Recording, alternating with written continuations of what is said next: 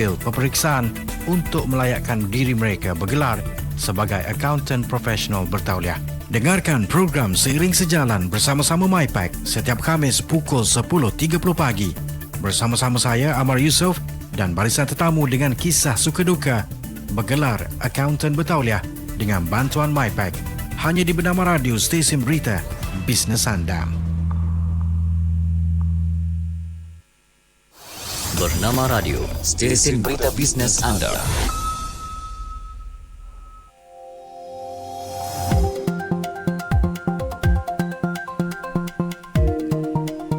Baik, anda bersama-sama dengan kami berdua waktu ini. Saya Natasha Aimi. Saya Syuhada Armawan.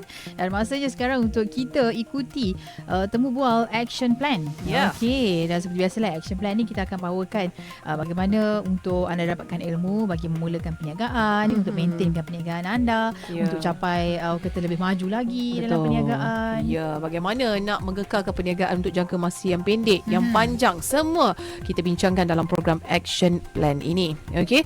Baik, dan hari ini topik yang dibawakan adalah tentang sumber kewangan. Ini antara salah satu bahagian yang terpenting lah kita rasakan kalau nak memulakan perniagaan ini.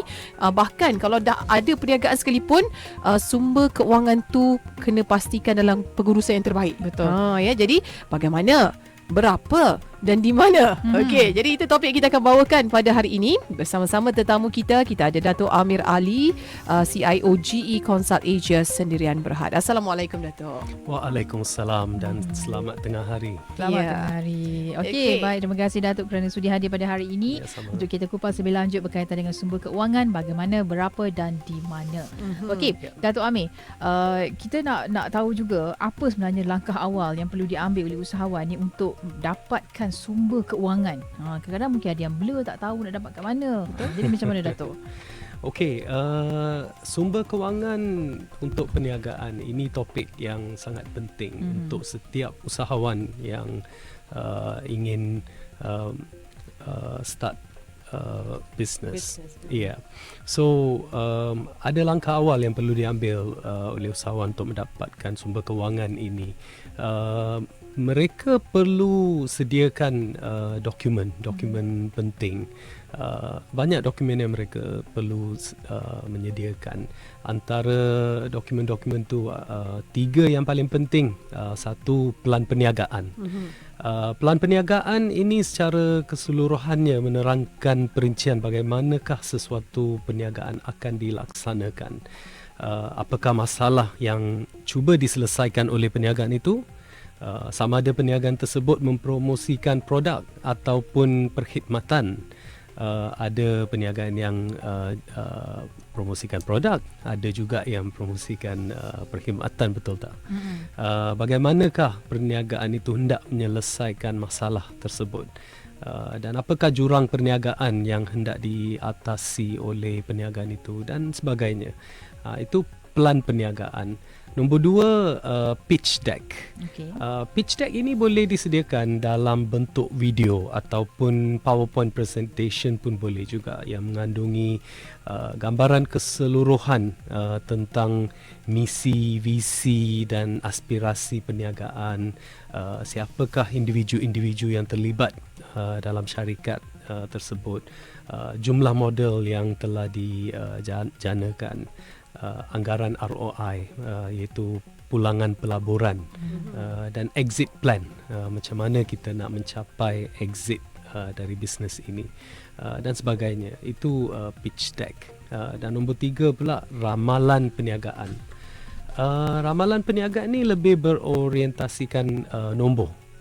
Contohnya belanjawan untuk perniagaan, petunjuk prestasi utama, KPI, Key Performance Index lah kalau di bahasa English, matlamat margin keuntungan dan sebagainya.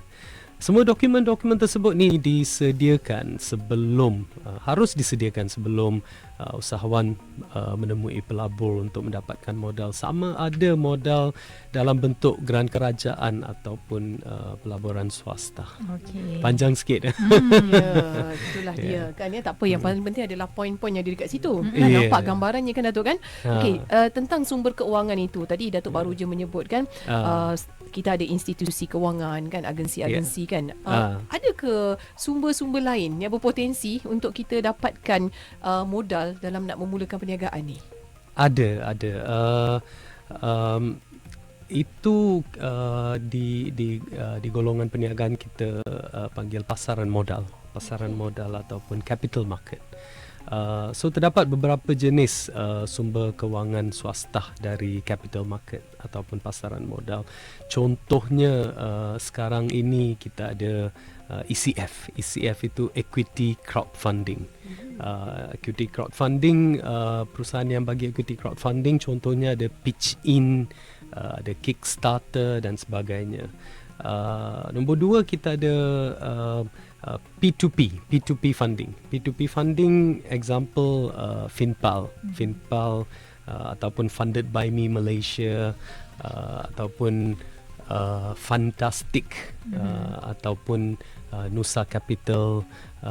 Ada 6 dan kalau saya tak silap ada lagi kerajaan ada bagi license untuk buka P2P license ini, P2P business ini. Ada lagi dia bagi license. Kalau saya tak silap ada 8 lagi perusahaan akan buka untuk P2P licensing. Itu juga sumber kewangan juga untuk usahawan untuk start business kan.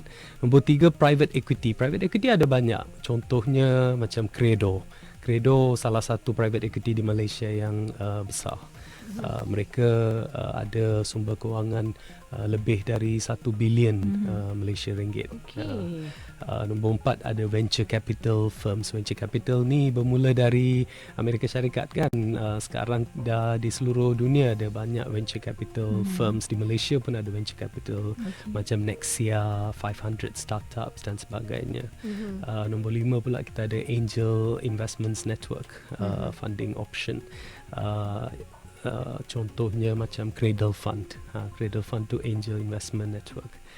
Dan antara pemula niaga di Malaysia yang mendapat sumber kewangan pemula niaga, dapat sumber kewangan yang berjaya di Malaysia adalah contohnya Grab. Grab permulaannya menggunakan nama MyTaxi. Mereka berjaya mendapatkan sumber kewangan daripada Cradle Fund pada tahun 2012. Bukan banyak, mereka pada masa itu kalau saya tak silap dalam RM20,000 macam tu initial funding yang mereka dapat dari Cradle Fund. Kalau kita sebut Credo tadi, yang saya sebut Credo, Credo merupakan sebuah syarikat equity swasta, private equity. Mereka telah memperuntukkan RM 1.6 bilion sejak tahun 2012 di perusahaan-perusahaan Malaysia. Mereka memberikan suntikan modal kepada Old Town White Coffee, Mr. DIY, Citos, Bake with Yen, GHL System, Bonia, Big Pharmacy dan lain-lain dan sebagainya. Baik, okey. Jadi mengikut apa yang Dato' Amir kongsikan ini bermaksud sumber-sumber ini memberi pinjaman ataupun modal, suntikan modal tidak kira mengikut jenis perniagaan apa pun ya. Tidak kira.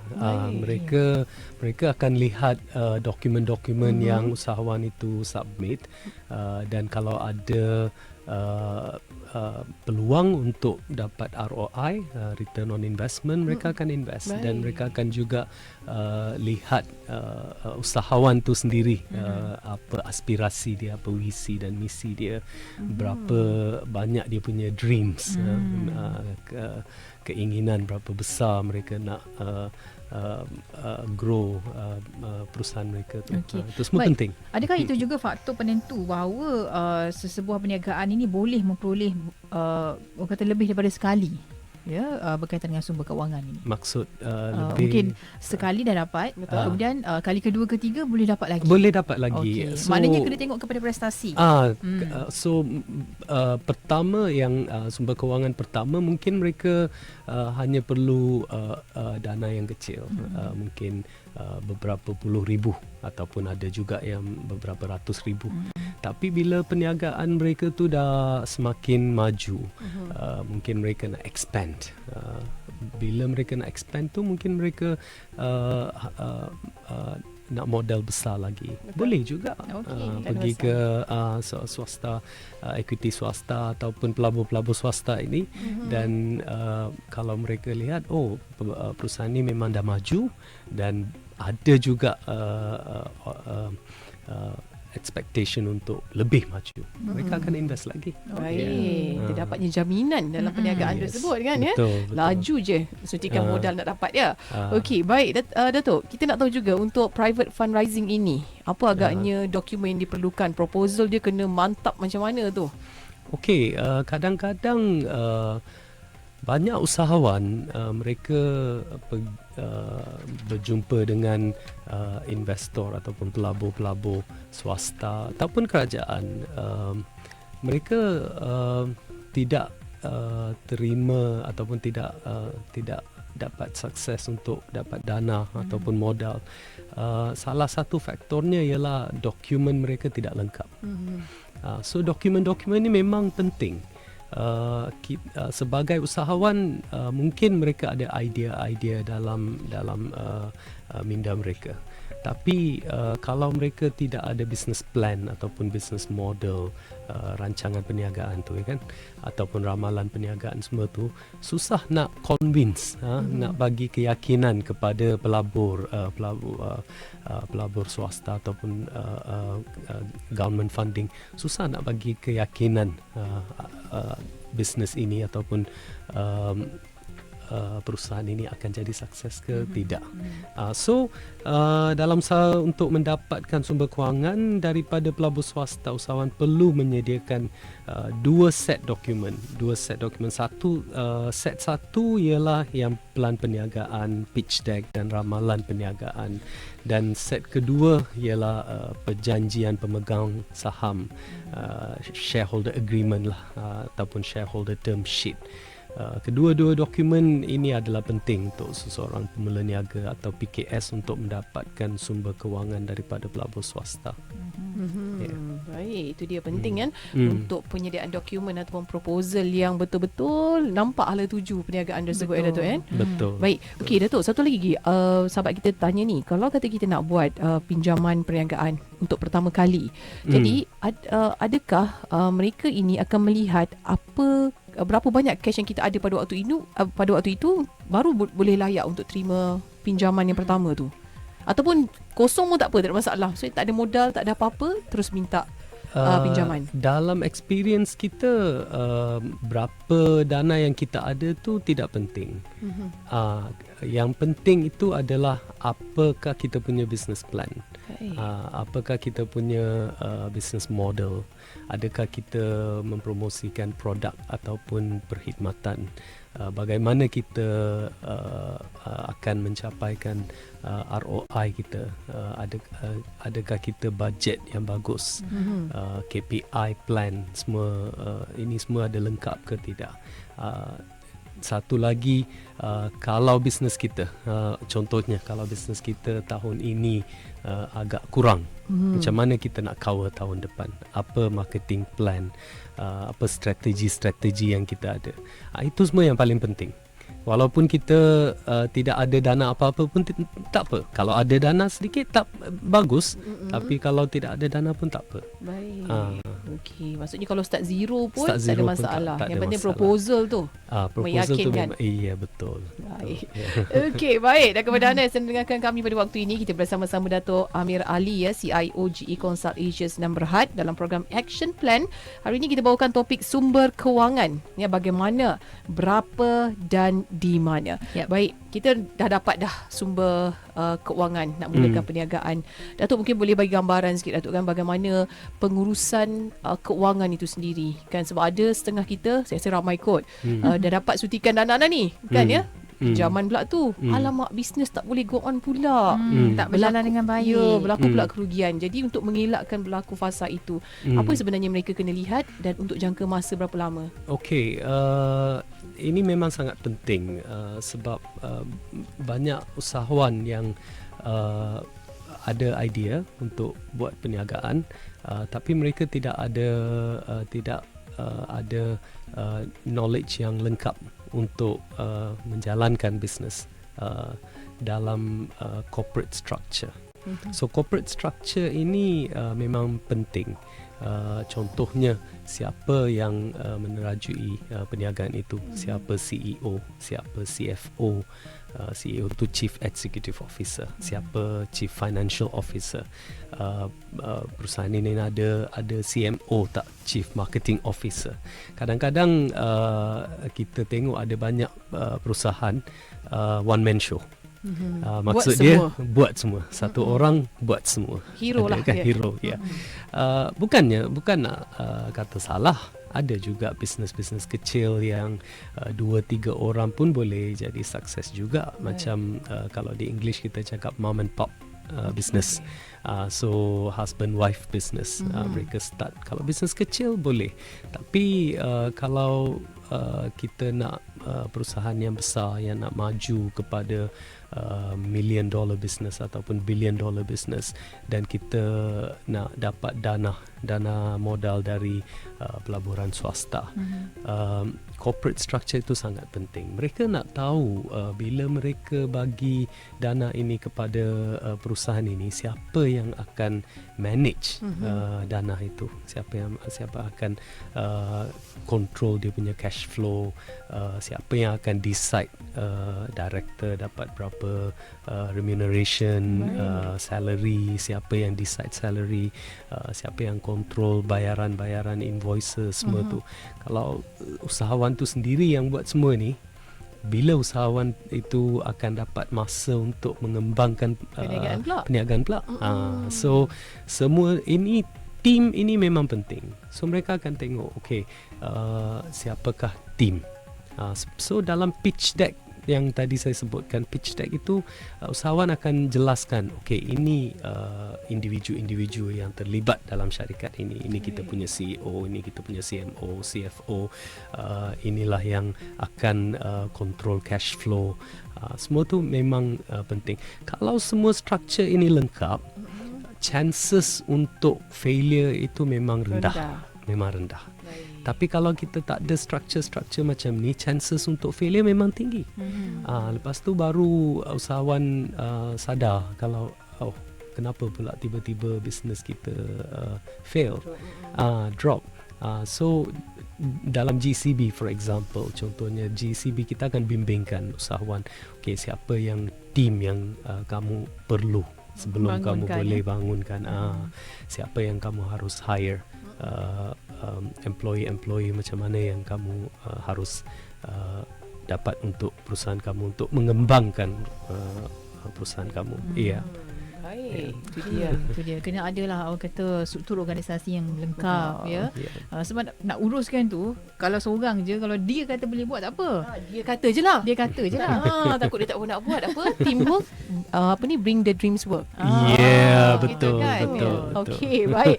Dan itu untuk syarikat-syarikat korporat yang besar-besar kan, Datuk kan. Dan kita lihat ramai juga sekarang ni, kita tengok pengasas produk, perusahaan kecil dan sederhana pun kita tengok kejayaannya pun luar biasa juga. Yang kita dengar kadang-kadang pengalaman mereka bermula dengan sendiri. Betul. Lepas tu bila mendapat bimbingan, mereka dicadangkan untuk ada tim juga. Betul. Ya, jadi memang perlulah. Kena ada satu tim dalam sebuah perusahaan ataupun perniagaan itu. Betul. Okey. Kecil besar pun kena ada juga. Cantik, saya nasib ada shoe. Betul sebab, juga kan. korang-korang punya CEO ke CMO ke? Sebab saya baru UFO. Betul. Sama juga di GCB pun kita ada CEO Mr. Fred, kita ada CIO saya, kita ada CFO, CMO, semua ada juga. Memang penting. Walaupun perusahaan kecil, mungkin usahawan bila mereka start business tu, seorang dua orang tu tak apa, sebab kerja yang mereka buat tu belum terlalu banyak. Tapi semakin lama semakin banyak business tu berkembang. Kita semua orang pun satu hari ada 24 jam saja. Betul tak? Keluarlah ayat tak menang tangan. So pada masa tu kita akan form team. So kita akan leverage, namanya leverage. Jadi kita akan divide kerja-kerja tu. Kamu buat kerja ni, kamu buat kerja ni, kamu buat kerja ni. So kita dalam arti kata kita akan dapat banyak lagi masa untuk fokus kepada apa yang kita nak buat. Satu-satu tugasan Satu-satu kita, tugasan. So sebagai usahawan yang mula bisnes itu, tugas dia adalah untuk mengembangkan perusahaan itu. So dia kena fokus kepada itu, bukan fokus kepada invoices ataupun marketing ataupun semua itu. Sebab tu kita form team untuk buat semua ini. Betul. Itulah kita tahu juga kan, bila satu tim ni nak mewujudkan kepercayaan pada tim itu sendiri. Contohnya yang mengasaskan perniagaan tersebut kan, mereka meletakkan harapan yang tinggi. Sebab berlaku juga disebabkan sebelum ini mereka independen, semua uruskan sendiri. Jadi dia tahu setiap bahagian. Sampai tu masa tak menang tangan, dia diperlukan bantuan orang lain.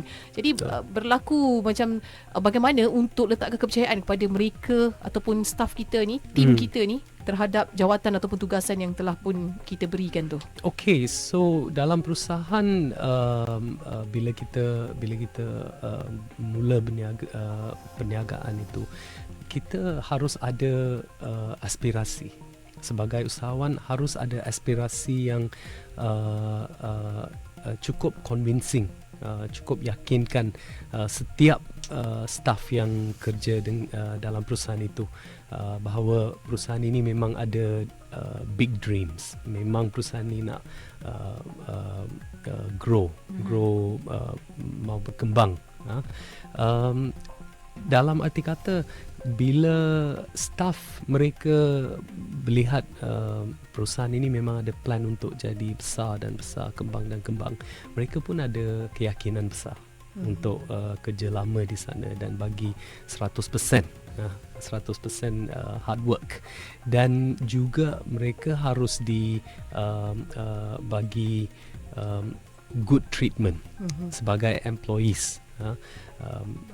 Kita ada contohnya kita ada package macam employee stock options, ESOS namanya kan.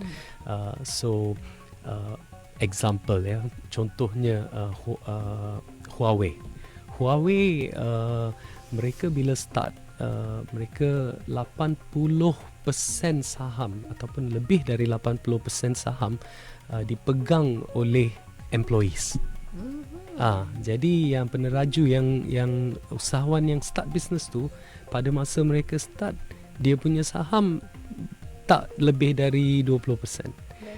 Jadi begitulah dia motivatekan semua staff. Mereka juga invest. Mereka invite staff untuk invest. So pada masa itu usahawan itu memang tidak ada dana modal banyak. So mereka invite siapa yang nak invest, kita nak start perniagaan ini dan kita nak kembangkan perniagaan ini. Sekarang Huawei sudah jadi multi-billion dollar business. Dan last kali saya check, yang usahawan yang start Huawei, dia punya share percentage cuma 1.4%, tapi dia billionaire. So apa yang dia buat, dia bagi dia punya share kepada employees dan investor biar semua orang contribute. Mengembangkan perusahaan itu. Jadi bila valuation perusahaan itu semakin banyak, setiap orang yang pegang share semua dapat. Semua dapat happy. Banyak. Betul tak? So begitulah kita motivatekan staff kita. Kita boleh bagi mereka bonus ataupun salary yang cukup, bahagiakan ataupun share options dan sebagainya. Dan kita juga harus selalu ikut aspirasi kita. Usahawan itu harus ikut aspirasi dan vision dan mission mereka, dan motivate staff mereka. Barulah bahagia bekerja. Dia pemegang saham. Betul. Dia automatic staff tu sendiri akan bagi kualiti kerja yang terbaik. Betul. Sebab duit ayah dekat dalam tu. Tapi bukan semua perusahaan bagi 80%. Itu tentulah. contoh saja. Contoh. Ada juga yang allocate 10%, ada juga yang allocate 5% untuk semua employee. Tapi cukup banyak. Contohnya kalau perusahaan itu valuation dia 1 billion, 1% pun dah berapa banyak. Betul. Betul tak? Kan? Seronok betul kita dengar. Itulah dia. Kita boleh je. Harapnya ada jugalah. Betul lah tu kan akan datang mana tahu kita ya. Ya. Baik, sangat menarik sebenarnya. Okey, untuk hari ini kita bincangkan tentang topik keuangan ya dalam perniagaan, sumber keuangan bagaimana, berapa, di mana nak dapatkan seperti yang Dato' Amir kongsikan tadi. Saya rasa sememangnya memberi gambaran lah nak pula kepada mereka yang baru ataupun mereka yang dah ada bisnes. Tapi tak boleh nak besar, tersangkut tak besar kan? Ya. Tapi kalau nak dapatkan khidmat ataupun nak dapatkan nasihat lebih lanjut macam mana cara-caranya, bolehlah menemui Dato' Amir sendiri yes, betul. di GECB.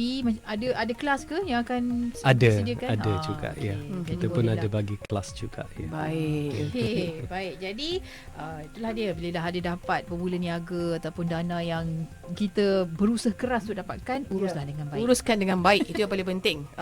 Ya. Okey, baik, apa pun kita nak ucapkan jutaan terima kasih ya kepada Dato' Amir Ali ya, Sama-sama. kerana bersama-sama dengan kami dalam program Action Plan pada minggu ini. Kita akan bersama-sama lagi di minggu hadapan. Okey, terus InsyaAllah. dengarkan bernama Radio Stesen Berita Bisnes Anda.